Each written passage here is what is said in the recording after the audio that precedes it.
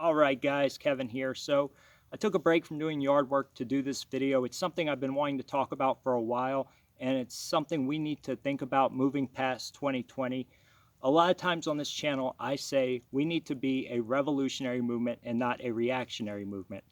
And I get a lot of flack from people. I hear people saying, "Oh, Kevin, are you going to pick up your rifle and go start the revolution?" Well, no, of course not. And that's not what I mean. Sure, I think we could end up in a scenario where there is some sort of civil war. It wouldn't be like two armies in the 1860s fighting each other for, states and towns. It would be more like what we see in countries in South America and maybe the Spanish Civil War, where you have factions fighting each other. And we're already seeing some of that develop, but I don't want to go down that road. And I think that should be a last resort. Violence is an important political tool. Don't get me wrong. I think that it's very powerful. And it's something that works. I mean, look at what happened after 9/11. We started saying, oh, well, we can't talk about Islam, or we can't talk about Muslims in a certain way because they would attack anyone who even drew a cartoon about Muhammad. And that violence worked for their political gain. So there is a place for violence in political movements, but that should be a weapon of last resort and with consensus of both sides. And with that, I mean, an escalating fight that just develops organically. What I would like to see out of a revolutionary right is us organizing better. This in the 60s, the left were in the same place that we are now as a movement. They were ostracized, they were criminalized, McCarthyism and all of that had happened, and the FBI and CIA had infiltrated their movements. We see that right now with movements on the far right.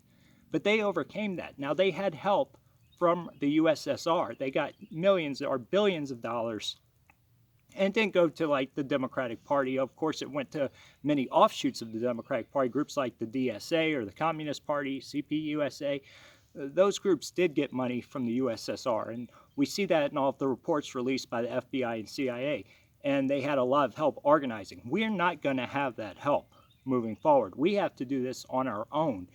And I think that there has been a great effort to stop us from doing that. Anytime a right-wing group forms, whether it's the Proud Boys or American Guard or any of these other groups on the far right or alt-right, they are immediately attacked, called racist. A whole machine is used against them with the corporate media groups like ADL or Southern Poverty Law Center. There's a lot that goes into attacking these groups to make sure we don't organize. And that's something we need to move past. Now, it's easy for somebody like me who's pretty comfortable, who has an income stream and is retired from the Army. So I have all that going. I don't have to worry about losing a job. And I do a little more than most people can do. But at some point, we all have to decide we can risk everything and have the country we want and fight for our ideals, or we just let the progress or the progressives and their so-called progress overcome us. And we know what their progress leads to. It's destruction, it's anarchy, it's the dissolution of everything that we know and love about this country. And look, for all intents and purposes, America has failed. Okay, we are not the country we used to be. We are no longer high trust. We have a totally different demographic that is chipping away at our fundamental constitutional rights because they do not believe in the same values that we hold. And we will see that demographic slide and the destruction it caused only get worse over the following years, especially with the new census. There's really no hope for democracy to save us. What hope remains is in movements like the Propertarian movement with people like John Mark and Kurt Doolittle. They have some good ideas. I don't think all of their ideas are that great, but there are also movements like the secession movement in Virginia. I think that is something very important that we all need to support and get behind, because if we can break away from some of these cities, if the western part of Virginia can join West Virginia, that's a huge step. That takes away electoral votes. That creates 2 new Senate seats. If that new state can break into smaller states, we can start winning elections again through that. And then more importantly, because that's still not going to change things that much, what we can do after that is say, all right, we want to secede from the federal government.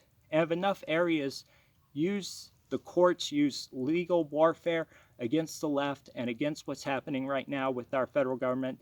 If enough states and enough areas start standing up to the left and saying, look, if you want to pass these laws that go after people's fundamental constitutional rights, we will become sanctuary cities just like they have become sanctuary cities for illegals, then we can move into those places and take over the school boards, take over the city councils, and start changing things from within. Now, that's one part of the game. We also have to play the long game.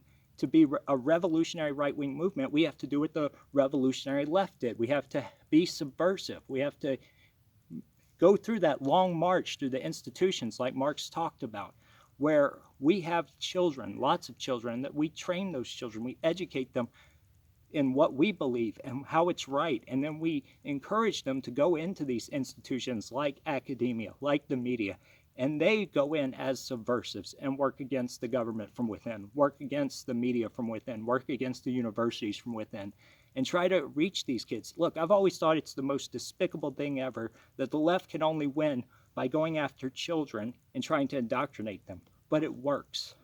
And so we have to start coming up with plans, things like that, break into small little groups, organize within our GOP systems that are already in existence. We have to work within the infrastructure we have, but we can do that and change things. And if we can't, then there's always that last final political tool. But that's just something I want to throw out there, guys. I think that it's very important that we start focusing on being a revolutionary right-wing movement and not just a reactionary movement. We see what reactionary movements have gotten us. We haven't conserved anything, obviously. So, yeah, please share this video. Go check out Kurt Doolittle and people like him. There's other movements out there too. And, find out what groups are out there in your area and what you can do to become a right-wing activist. See you guys. Share the video, by the way.